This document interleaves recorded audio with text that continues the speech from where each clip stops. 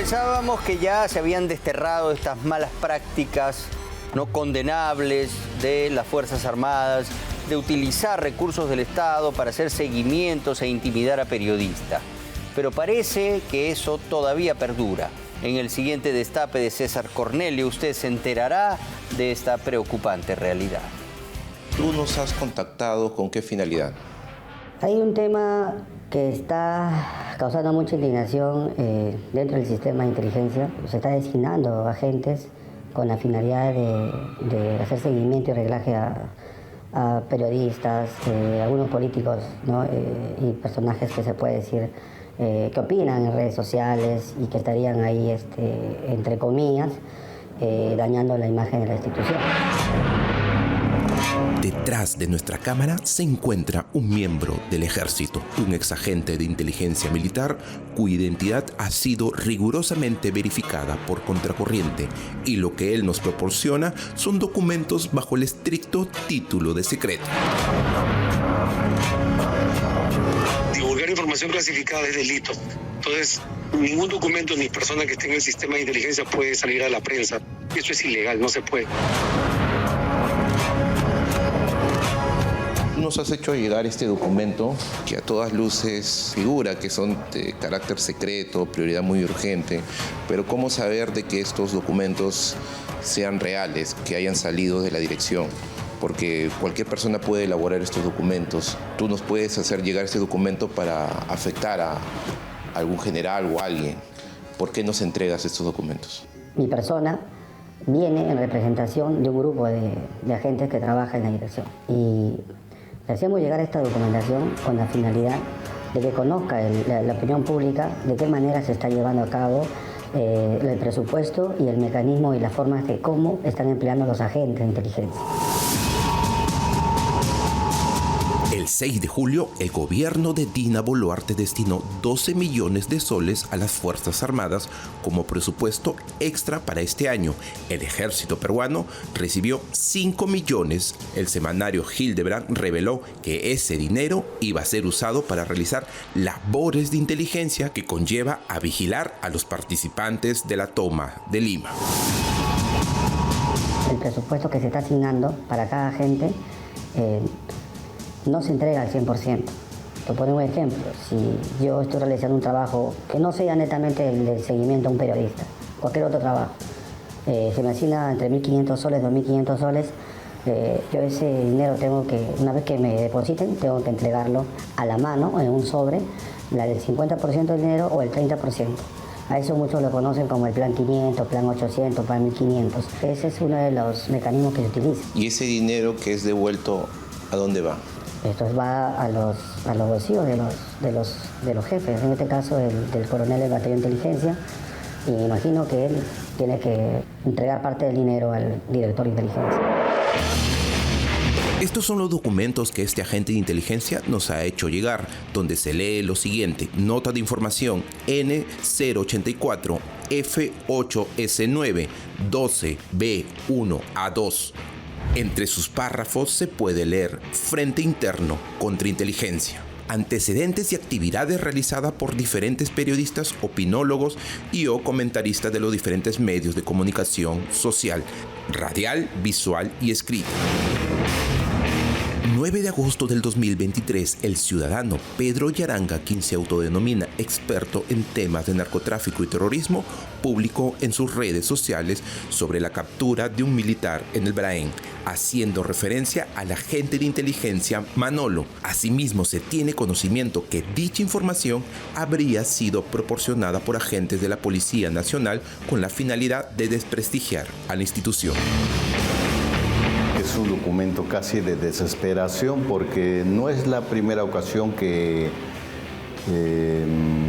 tocan a mi persona, lo han hecho en diversas oportunidades, más que todo están más desesperados por el tema del manejo económico, porque hay algunas fuentes de inteligencia que en el año no han producido nada. La desesperación obviamente es eso, ¿no? Como en el año no han hecho salvo pequeños operativos, pero sin mayor trascendencia.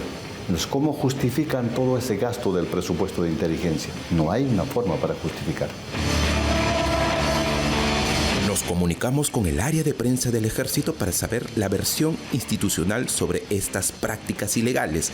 Esta fue la respuesta del coronel Roger Frank Carpio Villafuerte. La comunicación se dio el día viernes 6 de octubre a las 11:34 de la mañana, después del que Semanario Hildebrand publicara un adelanto de nuestra investigación. No puedes atacar al ejército de que nosotros estamos persiguiendo periodistas ni personales. Eso no es así. De que se puede hacer tal vez el Mossad en Israel, la CIA en Estados Unidos, ¿no? La KGB, la antigua soviética. Nosotros no lo hacemos. El ejército, porque los que hacían antiguamente eso están presos en Urigancho. Nunca ha seguido periodistas, nunca ha seguido fiscales, nunca ha seguido... Tal vez en algún momento, pero nosotros no hacemos eso. 1 de marzo del 2021, la periodista de investigación Anuska Buenaluque reporta para Cuarto Poder. Caso Gasolinazo, Galones y Galonera. A punta de patadas, los agentes de la DIVIAC ingresan a las oficinas del Comando Conjunto. Por ese entonces, el comandante general del Ejército era César Astudillo Salcedo. La Fiscalía investigaba un robo de 5 millones de soles. Se han incautado notas de inteligencia con seguimientos y vigilancia al fiscal y su familia. Algo no solo irregular, sino ilegal, que compromete al Estado y al Gobierno. La oficina del general Astudillo, exactamente en el Comando Conjunto de las Fuerzas Armadas, habían encontrado una nota de inteligencia respecto a un seguimiento a mi persona, como también a mi familiar. Hace 2 años se encontraron estos documentos en la oficina del número 1 del Ejército peruano. Esta práctica, al parecer, no ha sido erradicada. El coronel Carpio, después de leer el documento, nos advierte que podríamos ser denunciados por el Ejército al publicar estos documentos tan secretos. Si sostienen que el Ejército no espía periodistas, ¿por qué aceptan la autenticidad de estos planes operativos? Claro, divulgar información clasificada es delito. Entonces, ningún documento ni persona que esté en el sistema de inteligencia puede salir a la prensa. Eso es ilegal, no se puede. Usted me está mencionando que el equipo de abogados nos va a denunciar a nosotros. Si se transgrede el prestigio del Ejército, inmediatamente vamos a proceder judicialmente. Buscamos a varios oficiales del Ejército peruano para que puedan ver los documentos que el ex agente de inteligencia nos dio y ninguno quiso atendernos. El único que aceptó revisarlo fue el general de brigada del Ejército Gustavo Bobbio Rosas, ex ministro de Defensa del dictador Pedro Castillo. General, ¿usted ha revisado los documentos que...? Sí, los que me has enseñado los he revisado. Tienen toda la cara de ser verdaderos. O sea, si tú me dices, ¿eso es verdadero? A mí me parece que sí. ¿Qué cosa le llama la atención para que diga eso? Nuestra terminología, nuestra forma de hablar, nuestra forma de escribir, la forma que se ha redactado el documento, la tendenciosidad, ¿no? Como digo, ahí están tipificando como a los periodistas, ¿no? Y están buscando quién se reúne con ellos para darles la información. En los documentos que hemos nosotros tenido acceso, figura algunos códigos. ¿Qué vendrían a ser esos códigos? Por ejemplo, dice los códigos son sistemas internos que nos dicen, 1, quién emite el documento, 2, quiénes están autorizados a recibir ese documento. Claro, porque incluso hay un sello de agua que dice F409 y dice distribución F869. Claro. ¿Hay la posibilidad de saber esos códigos? No, porque esos cambian constantemente. El segundo apartado de esta nota informativa hace referencia a una publicación del 11 de agosto en el semanario Hildebrand en sus 13, en la que el periodista Ricardo Velasco denunció presuntos casos de acoso y violencia contra el personal femenino en las instalaciones de la Legión Peruana de la Guardia. Velasco es uno de los que este documento recomienda hacerle seguimiento y vigilancia. Sí, bueno, yo creo que deberían gastar esos recursos en investigar más bien las agresiones sexuales que tienen oficiales del ejército contra soldados mujeres o estas investigaciones por la apropiación de la caja chica que Rebeca denunció, ¿no? O de la compra de los nachos y los tacos que hicieron para el rancho militar antes que seguir a los periodistas. comillas. Más abajo se lee: de acuerdo a los informes de seguimiento y vigilancia, se ha podido cerciorar que tiene vínculos con el congresista Guillermo Bermejo y sus más allegados en torno del mencionado congresista. ¿En algún momento de tu carrera tú has sabido o te has dado cuenta de que el servicio de inteligencia o X personas te han seguido? Yo me acuerdo que en la reunión que tuve con Bermejo para lo que te comenté de la campaña del 2021, que fue una reunión en el centro de Lima, luego de eso me informó una persona que el Departamento de Inteligencia de la Marina había preguntado, que estaban indagando, querían saber quién era yo, porque parece que lo habían estado siguiendo a él y entonces vieron a una persona que no era de su entorno, que era de repente nueva, una cara nueva, alguna cosa así. Y entonces preguntaron, ¿no? Pero ahí quedó el asunto. ¿Con qué finalidad hacen el seguimiento y el reglaje a los periodistas? ¿Y cómo lo hacen? ¿Qué técnicas utilizan? La finalidad es detectar e identificar qué militares que sean captados por periodistas, con la finalidad de poder obtener información de lo que ya se ha estado conociendo estos meses anteriores, ¿no? Se lo señala como desafectos. De estos militares que son desafectos, y ellos estarían sustrayendo información para ser comercializado.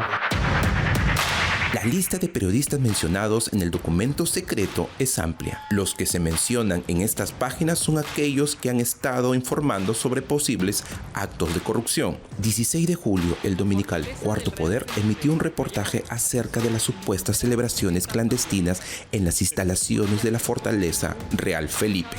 La fortaleza ha acogido fiestas, eventos y toda clase de reuniones, tanto públicas como privadas. Los amplios espacios y la decoración a gusto del cliente nunca faltaron. Desde 2018, el ejército se encarga de administrar el monumento y, sin embargo, no tiene claro el número de actividades realizadas en su interior. De acuerdo a los archivos que se cuentan en la Oficina General de Recursos de la Segunda División de Ejército, no contamos con esa data. En el caso particular del reportaje al que aludes, que hice para Cuarto Poder, era un informe en donde más bien se alertaba a la misma institución de ingresos económicos que no habrían sido canalizados de manera formal y que habrían podido beneficiar de alguna manera a la institución si es que se canalizaban de la manera correcta. Entonces, no nos hemos dado cuenta de algo que pasaba en nuestras narices, el reportero nos está avisando, muchas gracias, tomaremos las acciones pertinentes y ya está. En el documento secreto entregado por un exagente se lee textualmente: realizar vigilancia disuasiva en los domicilios y centros laborales de los periodistas antes mencionados con la finalidad de detectar y o identificar a sus principales colaboradores, identificar mediante vigilancia estacionaria y o a pie de las posibles reuniones en diferentes lugares de la capital. Lo que preocupa es que el ejército pierda el tiempo en vigilar a periodistas. Es preocupante que el ejército destine, en las circunstancias que estamos viviendo, destine personal y recursos a perseguir periodistas. DIS publicó un reportaje de investigación titulado "A mano armada". Para la periodista, estos presuntos comportamientos intimidatorios no le resultarían sorprendentes. No es la primera vez que nos sucede. Durante el gobierno de Ollanta y Nadine nos hacían seguimiento, concretamente a César y a mí. Primero nos lo hicieron saber por medio de un reportero que nos estaban siguiendo como para amedrentarnos, no sé por qué. Y después los llegamos a ver. Era tan descarado que los llegamos a ver. La lista y los detalles adicionales de esta investigación que podrían presentar una amenaza para la libertad de prensa estarán disponibles la próxima semana. Hasta el cierre de este informe esperamos una declaración oficial del ejército peruano, pero aún no se ha emitido.